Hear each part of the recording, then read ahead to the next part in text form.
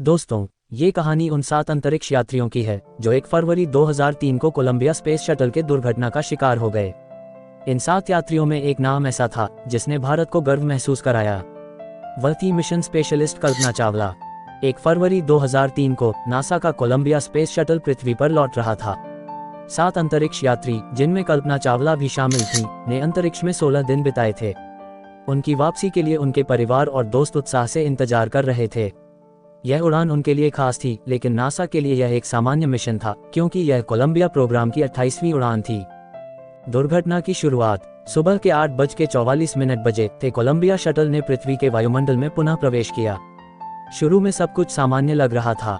Capsule communicator Charlie Hoberg, जो ground control centre से संपर्क कर रहे थे, ने शटल के टायर प्रेशर के बारे में बात करनी शुरू की।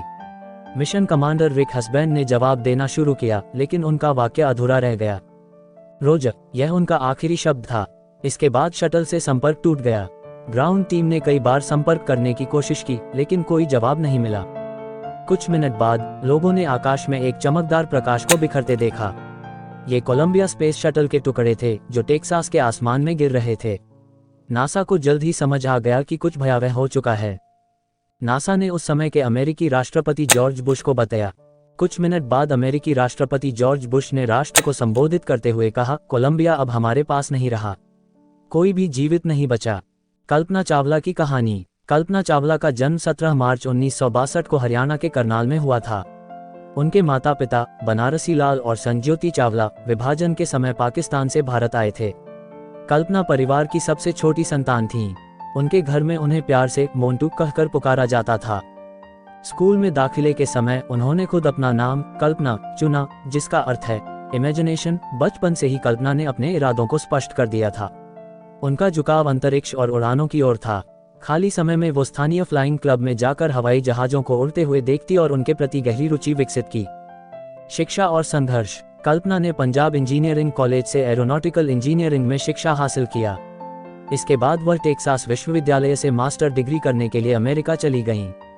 उनके पिता ने उनके विदेश जाने के फैसले का विरोध किया, लेकिन कल्पना ने हार नहीं मानी। बाद में उन्होंने कोलोराडो विश्वविद्यालय से एरोस्पेस इंजीनियरिंग में पीएचडी पूरी की। उन्होंने नासा के एम्स रिसर्च सेंटर में काम करना शुरू किया। नासा में चयन। 1994 में नासा ने कल्पना को 4000 आवेदकों में से चुना। 1997 में उन्होंने अपनी पहली अंतरिक्ष यात्रा की। कोलंबिया स्पेस शटल STS-87 के जरिए उन्होंने पृथ्वी की 250 से अधिक बार परिक्रमा की।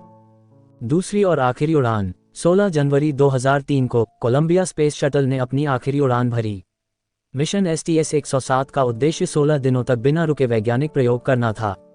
इस दौरान उन्होंने माइक्रोग्रेविटी में दहन, क्रिस्टल वृद्धि और कैंसर अनुसंधान जैसे कई प्रयोग किए।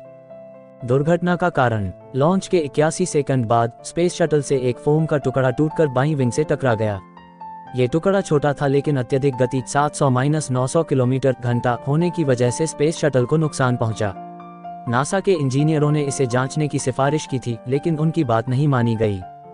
जब शटल पृथ्वी के वायुमंडल में प्रवेश कर रहा था, तब बाईं विंग में छेद के कारण तापमान नियंत्रण प्रणाली फेल हो गई। कुछ ही मिनटों में शटल बिखर गया। कल्पना की विरासत। कल्पना चावला की कहानी आज भी लाखों लोगों के लिए प्रेरणा है। नासा ने उनके योगदान को सम्मानित करते हुए मंगल ग्रह पर एक स्थान का नाम कोलंबिया मेमोरियल स्टेशन रखा। हमारे सौर मंडल में एक क्षुद्र ग्रह 51,826 कल्पना चावला उनके नाम पर रखा गया है। कल्पना चावला ने ये सिखाया कि अगर सपने बड़े हों तो कोई भी सीमा आपको रोक नहीं सकती। उनके योगदान और विरासत को हम कभी नहीं भूल सकते। आपको ये कहानी कैसी लगी? अपने विचार कमेंट बॉक्स में जरूर बताएं। अगर आपको हमारा काम पसंद आया हो तो इसे लाइक और शेयर करें और हमारे चैनल दुनिया जहां को सब्सक्राइब करना ना भूलें। अगली बार फिर मिलेंगे एक नई और प्रेरक कहानी के साथ। तब तक के लिए अलविदा।